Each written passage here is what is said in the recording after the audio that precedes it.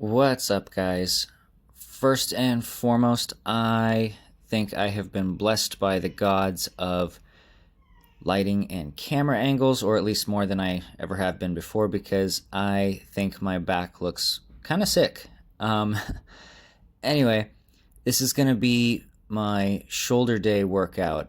So, let's get into it. And up first, you can see here, I'm starting off with behind the neck barbell press, trying to go pretty low. Well, not the lowest I've seen, but trying to go a little bit behind the traps there.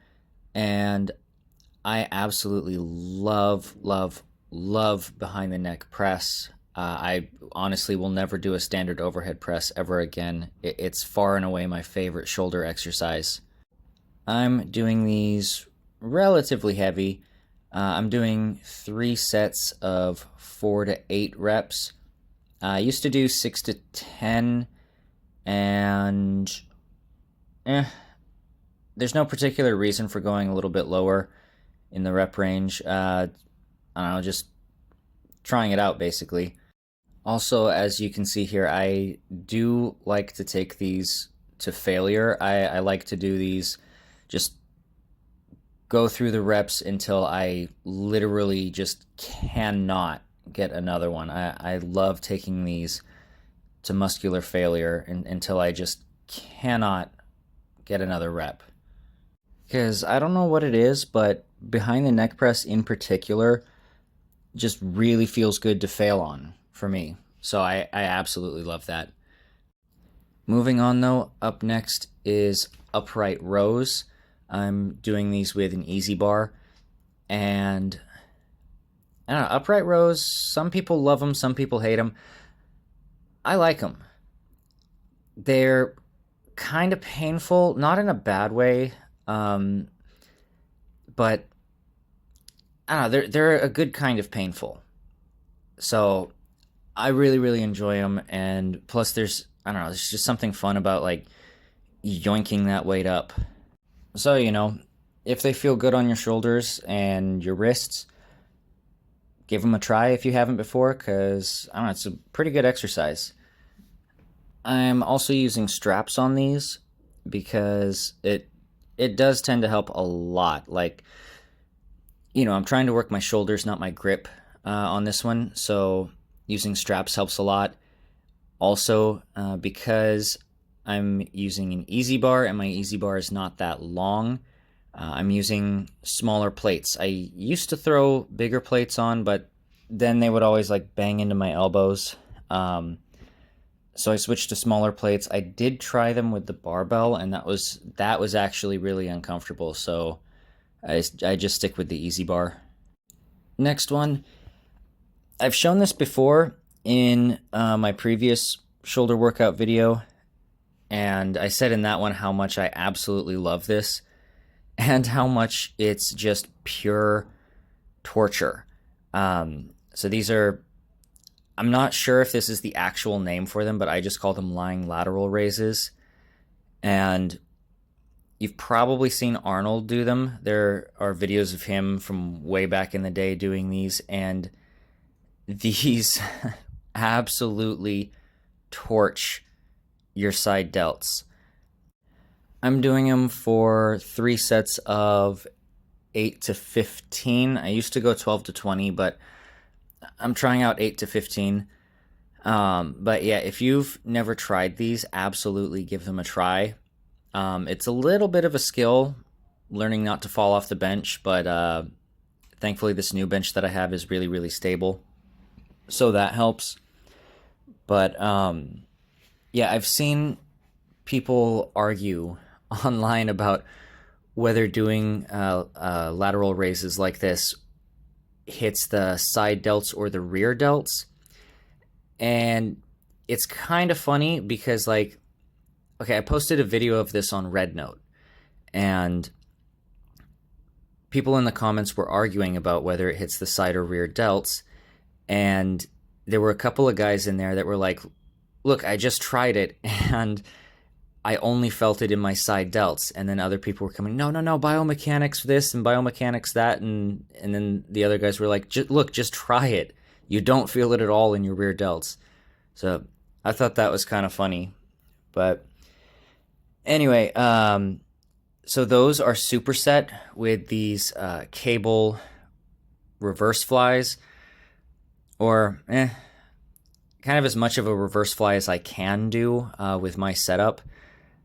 So I superset those together. These I also do 3 sets in the 8 to 15 rep range.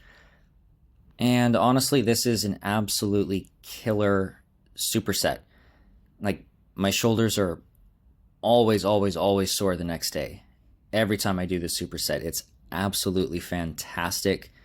And I don't know if I'll do another superset for side and rear delts, because this just works so well. I do wish that I could get the cable lower so that it was more in line with my shoulders.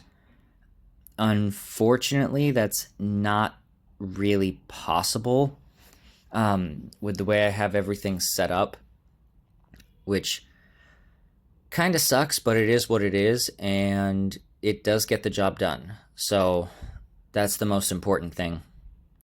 Eventually, though, like in a few years, like I'm saving money right now to build a house in my wife's home country. And once that's built, I absolutely plan to make just an absolutely insane home gym. So a few years down the road, I'm going to have much better equipment and, cable stacks and a couple of machines. And at that time, I'll probably be able to improve some of these exercises that I'm doing. But for now, in my tiny apartment, I mean, I think I'm able to get a decent amount done, given that this is literally just in my living room. Although I say an insane home gym, I don't mean insane like Juji Mufu's home gym or Sam Sulik's home gym, where it costs like hundreds of thousands of dollars, maybe even more. I don't know. But I mean, like, insane for what a home gym typically is. I'm definitely going to be ordering some some kind of generic equipment from China, but I have a pretty good idea of where to get stuff that's pretty solid. It's not going to be like the best of the best, but I know where to get some good deals on stuff that's more than decent quality. Because, like, at the end of the day, if you buy like a white label belt squat machine from China, I mean, a belt squat machine is a belt squat machine. It's like, yeah, there are better belt squat machines, but I mean, at the end of the day, it's kind of hard to mess up something like that. So that's basically going to be the approach that I take once I eventually get there in the future. Anyway, getting back to the workout. So I get why some people think that this lateral raise variation is going to hit more rear delts, because it is kind of the same motion as a reverse fly. But granted, I don't know that much about physics, but I think that the reason why it's actually hitting side delts could just be because of where gravity is going. Like, what would that be? The line of gravity? I have no idea.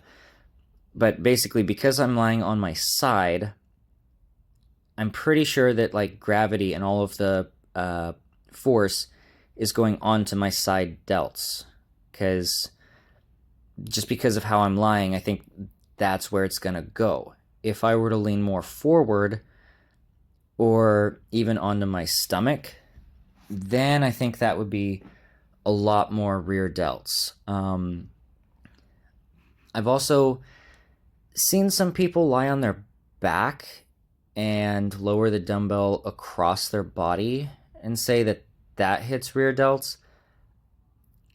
I don't know. I've never actually tried that, but in any case, the way that I do it is just absolutely phenomenal for side delts, and it is really pure torture, but you torture in a good way. You can just, if you try it, you know that it's working, and it's working really, really well. And after this superset is finished, I only have one more exercise. Um, Pretty much the only thing I do to directly train my traps, and that's just power shrugs. I used to do shrugs with strict form. They work, but honestly, I've found that power shrugs work better, at least for me. So I usually strap up, grab the barbell, and just do as many as I can. I did used to use figure eight straps for shrugs, and I was able to load up more weight, but then I noticed my grip did actually suffer, and even though I'm trying to target traps here, I don't want my grip to suffer all that much. So I switched to these VersaGrip knockoffs just to kind of work on my grip a little bit, because it is harder to hold onto the bar when I've got this much weight on it.